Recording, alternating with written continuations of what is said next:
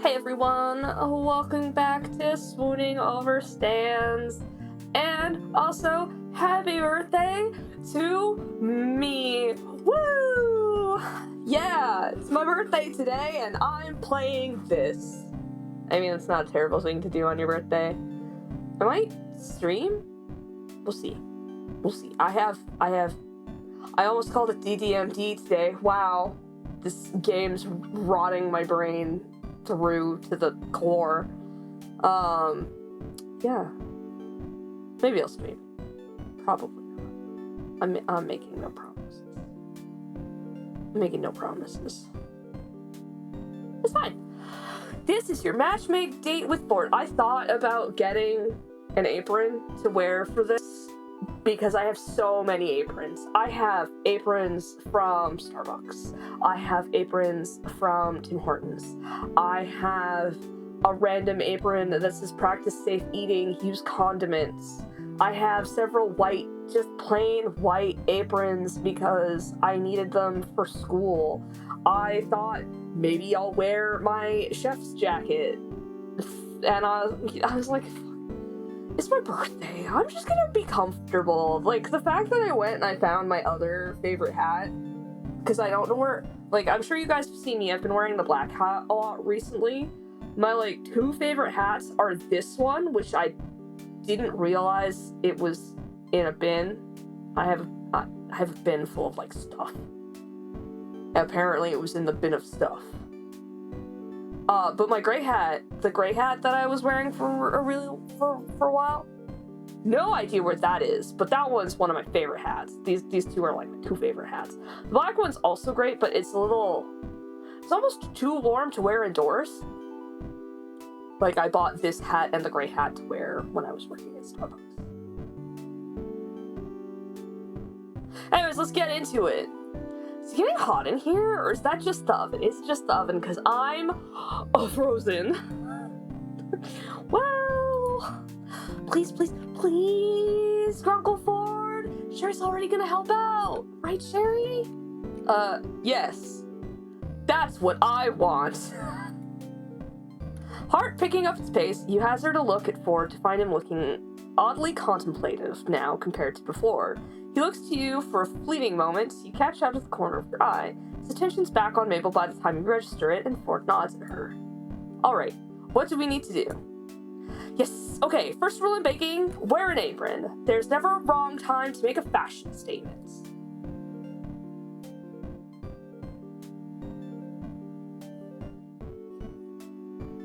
I can go, I have aprons.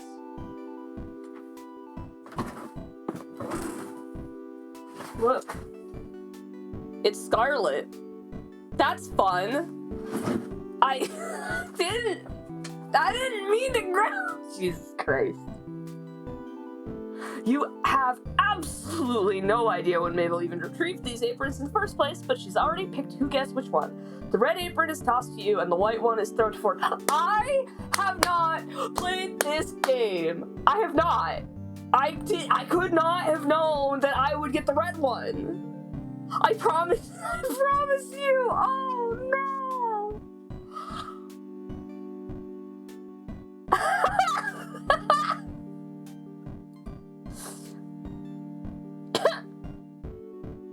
Burn, baby, burn. Oh, that's so good. You put it on and look down at yourself to read an upside down "Burn, Baby Burn" printed across your chest with a picture of a fiery grill beneath it. Fittingly, it smells a little like burning.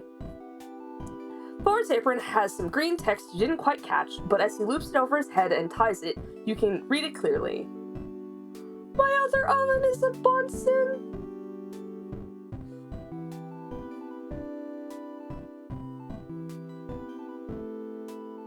I'm gonna cry. Because it's a Bunsen. Are they called Bunsen ovens? I could have sworn they were called Bunsen burners. You stifle a laugh as you read the text, now clear over his broad chest. My other oven is a Bunsen. Oh my god.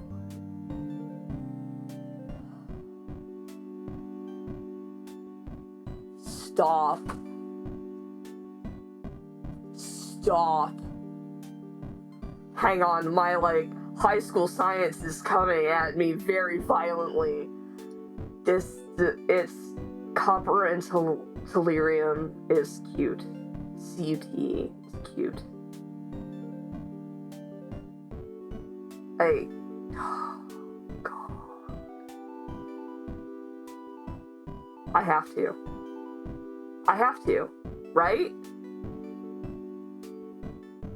I have to. Like, this is my God-given right as a nerd.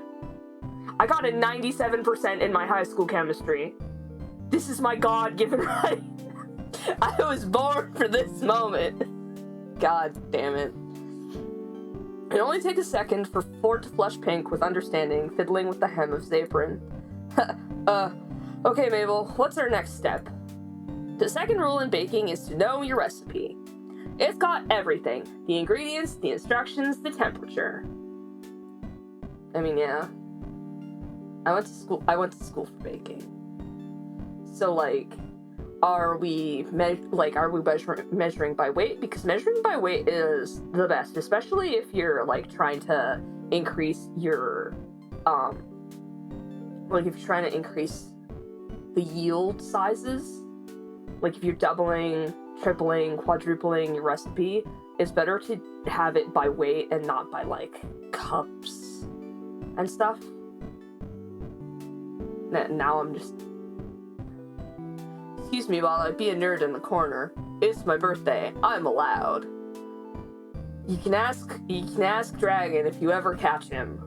Be like, hey, is Sherry a baking nerd? And he'll be like, yeah, it's really fun to watch her freak out over baking competitions.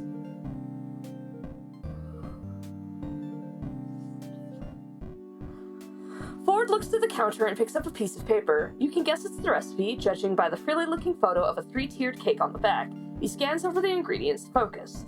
And the third rule in baking is to forget your recipe. Absolutely not, Mabel. But that's only if Rule 2 doesn't work out. How are we looking, Grunkle Ford? I was worried we'd be short on sugar, but I think we'll make it. Are you switching recipes, Mabel? There are ingredients listed here that aren't already on the counter. Mabel laughs loudly and attempts to clap Ford on the shoulder. She only manages to reach his elbow, and you suddenly suspect that whatever baked good Mabel had burned in the oven earlier was a fabricated failure. You glance at the stovetop. The open box of store-bought cookies sitting on top confirms your suspicion. Oh, Grunkle Ford, you tell the best jokes. That wasn't a joke. Oh look, we need flour, and I already have that out. Next! Ford reads the list of ingredients aloud, and Mabel darts around the kitchen gathering them as he calls them out. You set to work finding the utensils Mabel needs. Searching through unfamiliar drawers, she points out to you. After opening nearly every cupboard, you come up with an array of mismatched measuring cups, 2 half teaspoons, and a dented tablespoon. That's useless. That's useless. It's useless, throw it out. You can just use 3 teaspoons. Or, well, I guess it'd be 6 teaspoons. 6 half teaspoons. Good enough. How many cupcakes do you need for tomorrow, Mabel? At least 100. You give her an undisguised look of incredulity. And Mabel sends back a series of gestures telling you to go along with it, pointing at Ford's thoughtful face and mouthing, he bought it. So, since the recipe makes 20 to 25, we quadruple the recipe. I mean, it would make more sense to quintuple the recipe because you want to have extras just in case some of them don't come out looking too great, but...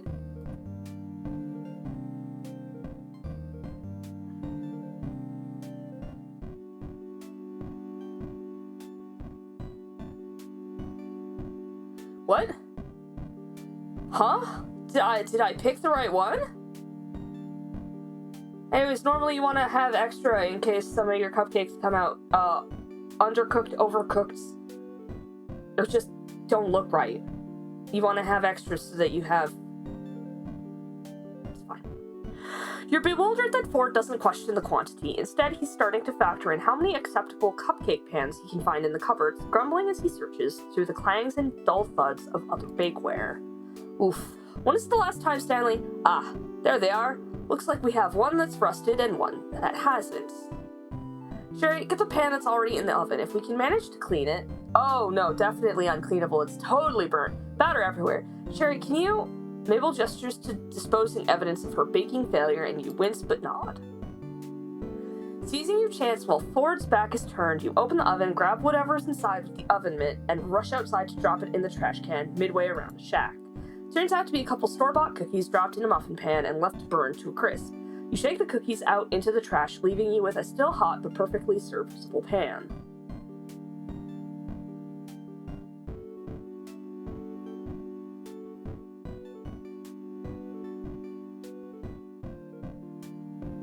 I don't want to throw away a perfectly good...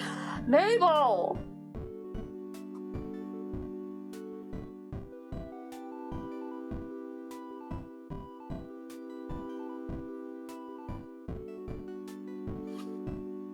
Leave the pan here and back up Mabel's claim. You return to the kitchen. Yeah, that pan was definitely not salvageable. Complete toast. Ford chuckles, and when he turns back to the recipe, Mabel gives you a winning smile and 2 thumbs up.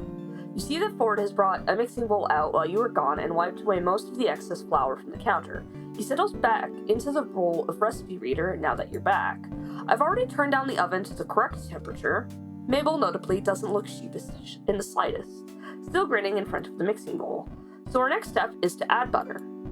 I'll measure it out, and so you settle into a rhythm.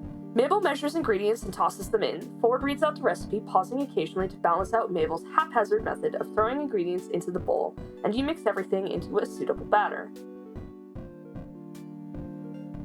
Why are we creaming the butter and the sugar first? That's what you would do for cookies. Cupcake batter is a lot like... Oh, I mean... Okay, so like if you cream the butter and then add in the flour, I guess you could do it that way to kind of help reduce gluten development. But I don't think people do that often. That's more of like a pie crust thing. 2 ingredients later, you notice that Ford rolls his sleeves up to his elbows as he works. You could get used to the sight of him like this, please. Oh my god. Sherry. You don't notice Ford returning your stare until he clears his throat. Apparently your ogling lasted just a moment too long. Sherry? Yeah? I just added the first cup of flour. You can stir it in now. Alright. Ford adds another cup as you stir the ingredients together, trying to ignore how red your face feels. Aw, look at you two, working so well together. It's like you don't even need me to be perfect. You know she's talking about matchmaking, but Ford doesn't take it that way. That's not entirely accurate. You're an essential member of our baking trio. After all, who else is creative enough to come up with a unifying theme for all of these cupcakes? You're right, I hadn't even thought about that yet. Mabel, standing on a chair next to Ford to reach the counter, hops up and sits at the edge of the counter. Lovey-dovey or lovey-dovey? I can't decide. While Mabel works out her creative genius, Ford scoops out the last cup of flour, going to wipe the excess back into the bag with his finger. Wait, I have the perfect idea. She lifts her arm in triumph and promptly sends Ford's heaped cup of flour flying. Ford fumbles to catch it, but ultimately fails, and the cup, along with the bag, fall into the mixing bowl, sending a mushroom cloud of flour into your faces. Flour cakes Ford's glasses, along with his nose, cheeks, and forehead, and the front of his hair, to the point where the color is indistinguishable from his usual streak of gray. Mabel, thankfully sitting to the side at her perch on the counter, only got half covered in the explosion of flour, even though she's already got various spots of flour all over her sweater. Oops. It's okay, Mabel. Here, take this and dust the flour off. Mabel attempts to brush flour off her sweater as Ford takes off his glasses, blowing puffs of white from the lenses and wiping them clean with the hem of his turtleneck. He manages to clear most of the flour off his skin, but he missed a spot. Ford? I'm fine. I've had many messier adventures in my time than a bit of flour. No, that's not it.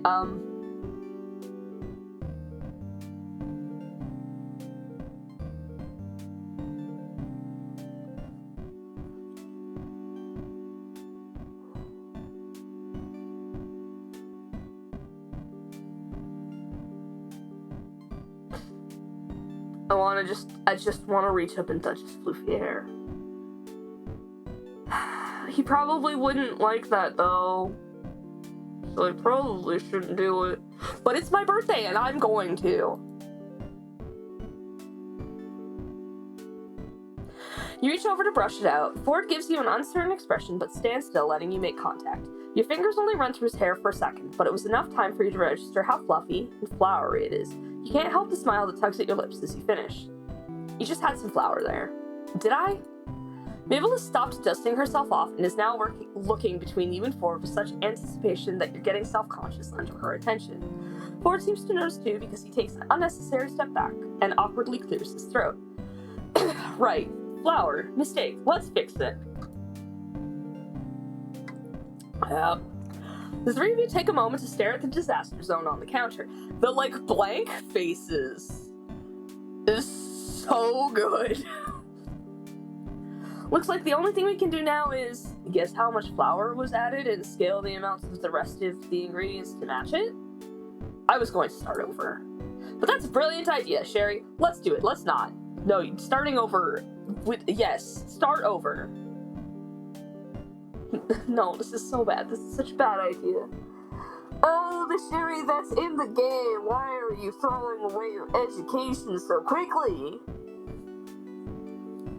Mabel, do you have another bowl for this operation? Good thing I found this mega big bowl for mixing. I have a bowl. It's like this. It's like huge.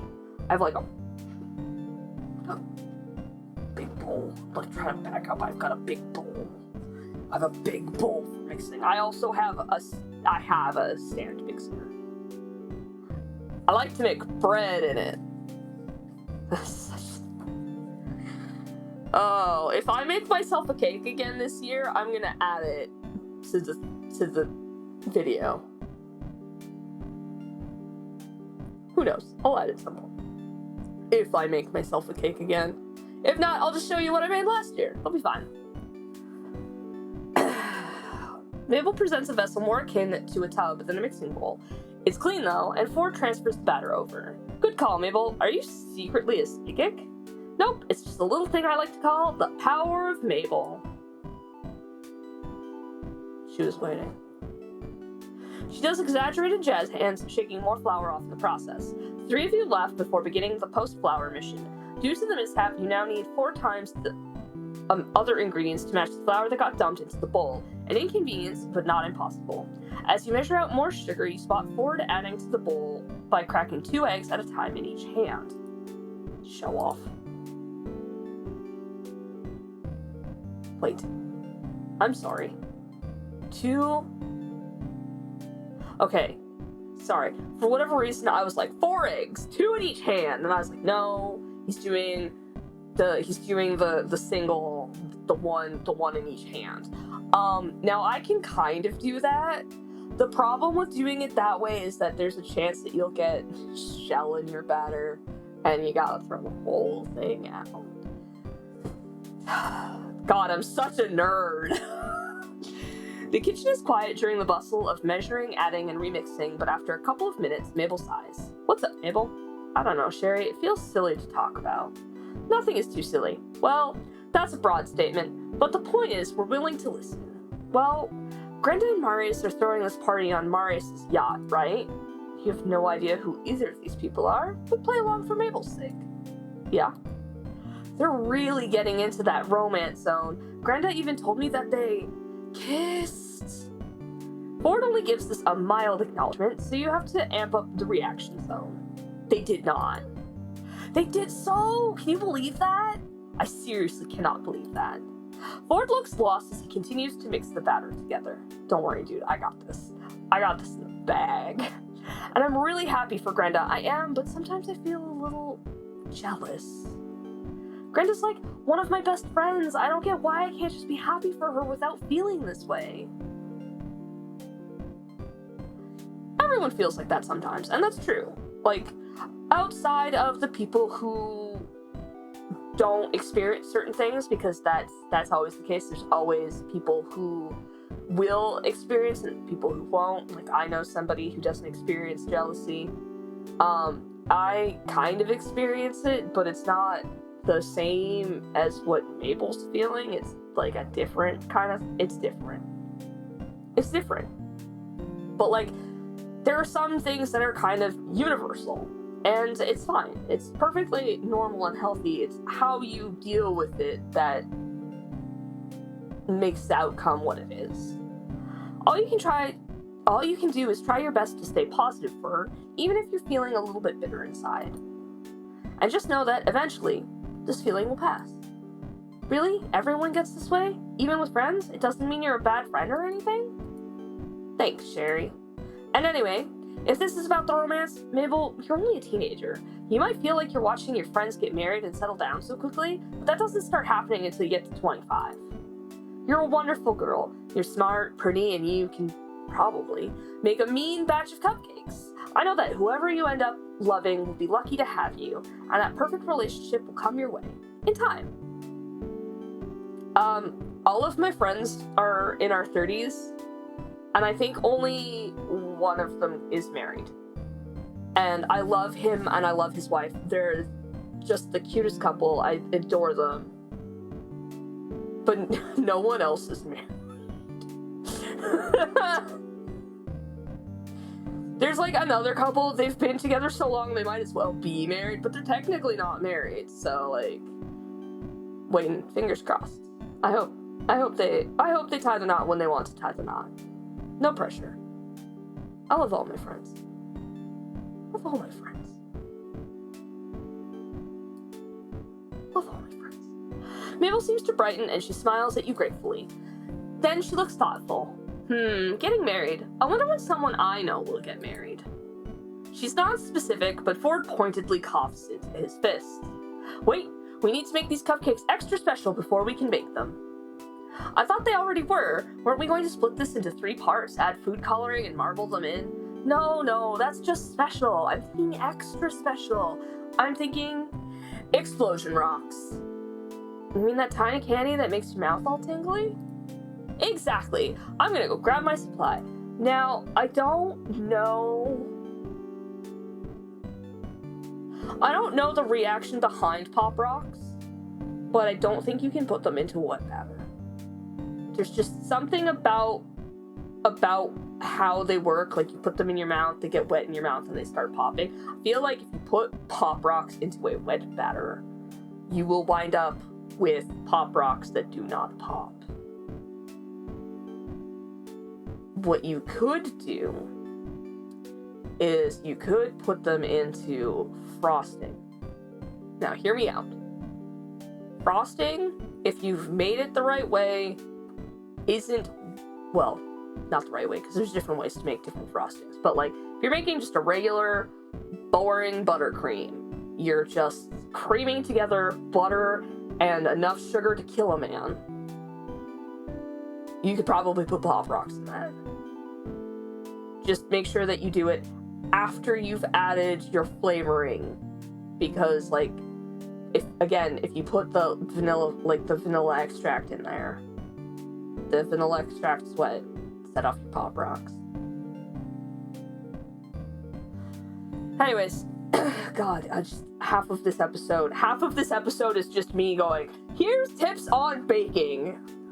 This is not, I am not a baking channel. Go watch, like, Johnny Cakes or Rosanna Pansino or Man About Cake or,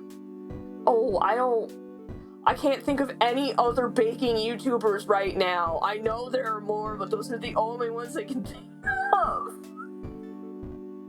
I haven't even watched Man About Cake since I was in school for baking. I'm so red. This is so embarrassing. Anyways. Mabel dashes out to get the candy, leaving you and Ford alone in the kitchen.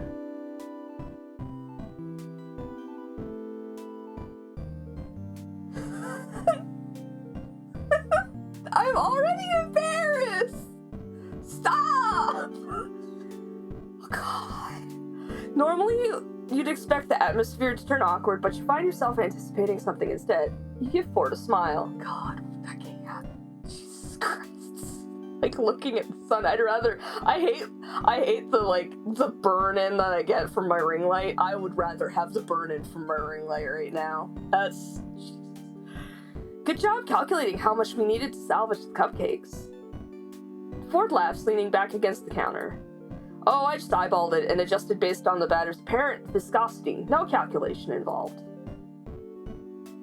That's not good!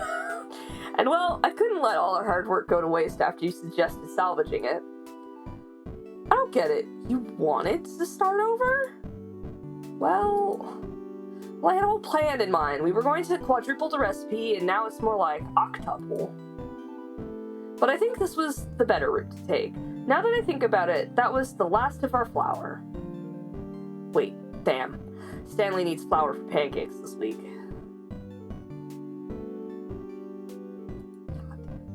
I'm just like staring at his hair, and I'm like, I want to touch it. Jesus Christ. Oh, God. Christ on a cracker. Oh, fine. Would he take cupcakes for breakfast instead? We're gonna have plenty of extra. Knowing him, I think the probability is very high. You were about to say something else, leaning in to continue the conversation when Mabel re-enters the room. She's carrying a cardboard box stuffed to the brim with bright packets of explosion rocks. I'm back. Alright, let's add these puppies in and make some cupcake magic. You and Ford start helping Mabel decant the explosion rocks into the batter. Ford glances at you as you shake the last packet into the bowl. Both of you know that the consumers of these cupcakes will get an unpleasant surprise from them exploding in their mouth, especially since the multicolored candy makes the batter look like unassuming funfetti cupcakes. Then it's time to split the batter and marble them in the pan. The three colors Mabel chooses are deep purple, blue, and pink, which she says ties perfectly with her theme. So are you going to tell us what the theme is yet? Nope. Let's get these in the oven.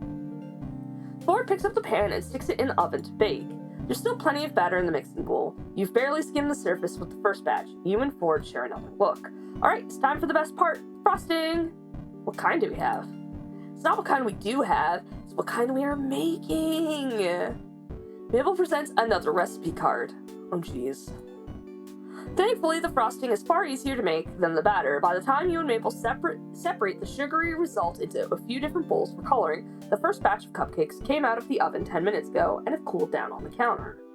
As Mabel puts it, they're ready to be Mabelified. Ford grins at her as he starts dyeing a bowl of icing bright pink.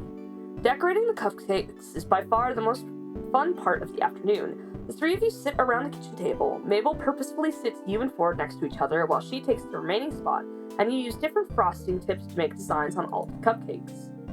Mabel had finally revealed her theme to be outer space because space is full of romance, and this way I can say their compatibility is out of this world.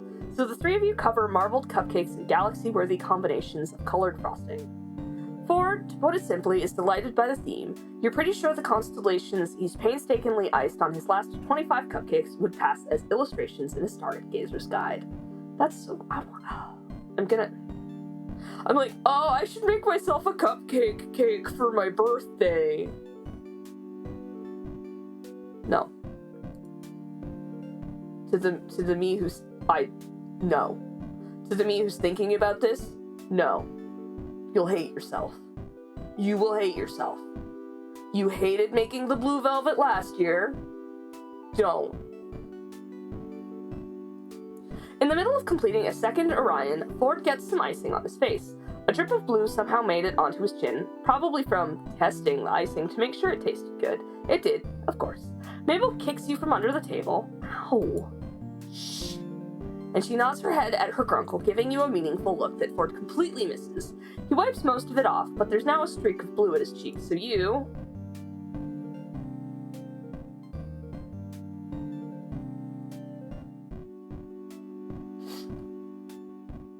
It's my birthday. It's my birthday and I'll do what I wanna. That's not how this works. He already was like super uncomfortable with the hair thing. I mean, he was fine with it after because he kind of realized what was happening, but like, he's not Stan. He's not super touchy-feely.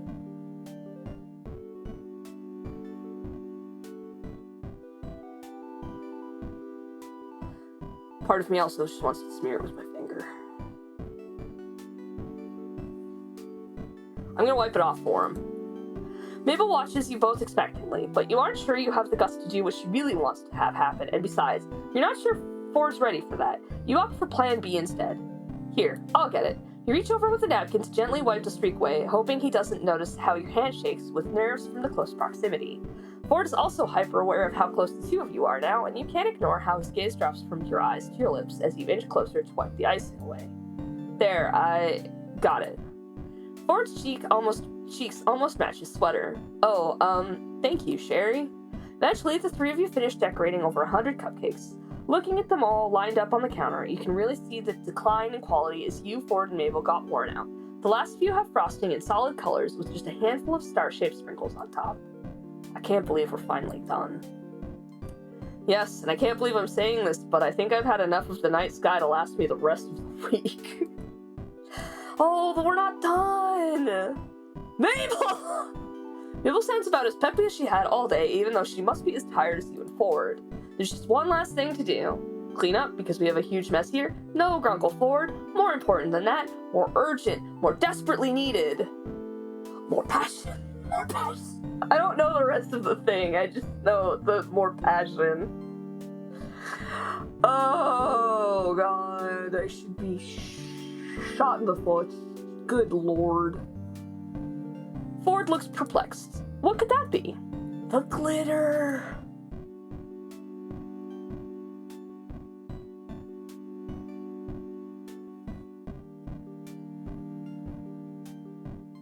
This kitchen's never gonna be glitter-free. Not in a million years. This house could burn to the ground. And there will still be glitter in its ashy remains. Mabel pulls over a sizable tub of blue edible glitter that had been sitting at the back corner of the counter for, you're guessing, the whole afternoon you've been in here. Unscrewing the lid reveals its sparkling, shiny contents. Each of you grab handfuls of glitter, sprinkling liberally over each cupcake. The only person who seems to be hesitating is Ford, who keeps stopping to attempt glitter gradients in order to keep his earlier icing work clear of glitter. Mabel always comes in after him, though, and fills in the blanks so that the whole thing sparkles. Soon enough, the tub is left nearly empty. Great! All of these are for the party! Except this one's for Dipper, and this one's for Grunkle Stan, this one's for Waddles. Mabel puts the exceptions aside, and in the end, the three of you grab a cupcake each as a reward for an afternoon's hard work. You tap them together in a pseudo-toast and absolutely devour them. The cupcakes taste odd, but that's what makes it amazing. It's probably the explosion rocks. You can detect, this faint spice of love and adoration. Good, if not perfect, cupcake. The remaining cupcakes are strategically fitted into the pantry among the cheese boodles and various other snack foods, ready to be brought to the party tomorrow afternoon. Mabel stretches and yawns dramatically before grabbing the plate of cupcakes that had been set aside.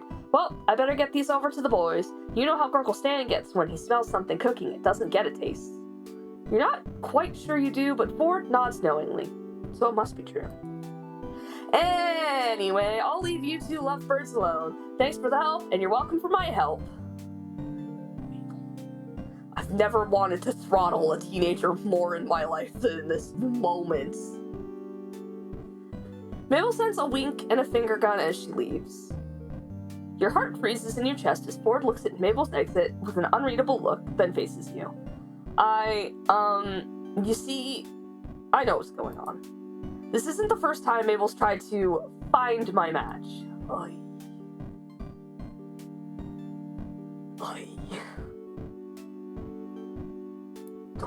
Don't look at me.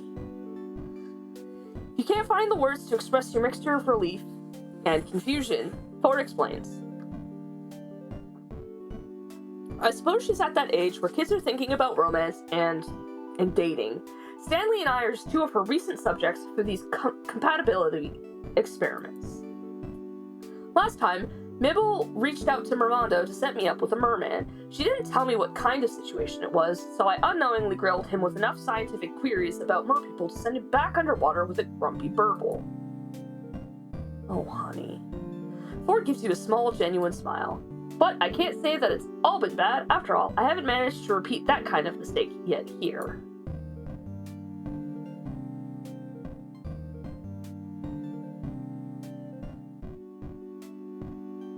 Go for the high 6.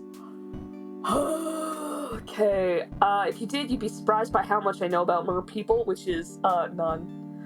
So how do you think this match is going? Go for the high 6.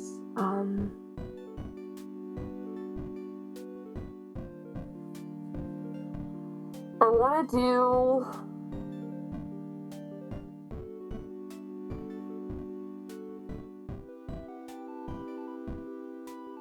I don't...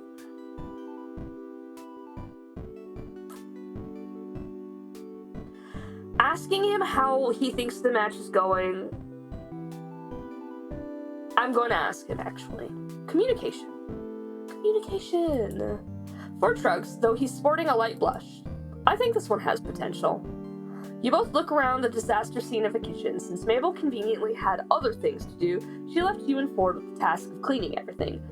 Ford rolls his sleeves up and adjusts his glasses. Come on, let's get this kitchen cleaned up.